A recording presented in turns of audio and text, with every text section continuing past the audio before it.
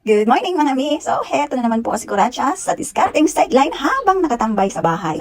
At sa marami pong mga nagtatanong na hindi ko pa nasasagot, eto na po yung kasagutan kung anong gamit kong mga plastic wrapper para sa aking mga rose stick. At pwede rin po ito doon sa mga big bouquets na ayaw nating maalikabukan. At meron din po ako naka-upload kung paano gumawa ng mga DIY plastic bag para sa mga big bouquets. Hanapin nyo na lang po doon sa mga videos ko. At dahil nga po malaki nga itong plastic na ito, hinahati ko pa ito into 3 parts para lang magamit ko doon sa mga rose stick na nagawa ko.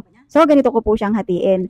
Kung nalilito po kung paano hatiin, sukatan nyo na lang po yung mga gusto nyong ibalot or gusto nyong i-wrap na mga flowers. Kung gagamit po kayo ng mga plastic wrapper. Madami nga palang available na design dito. Pero yung napili ko is itong heart na red at yung heart na silver. Pero hindi ko na naipakita sa video. At kung hindi naman carry, yung may mga color or mayroong mga design, meron din silang plain. Meron ding big roll at meron ding small size. Kagaya nitong hawak ko. At yung link nga pala ilalagay ko doon sa comment sa ibaba. So, go na Mima, check out na. Bye!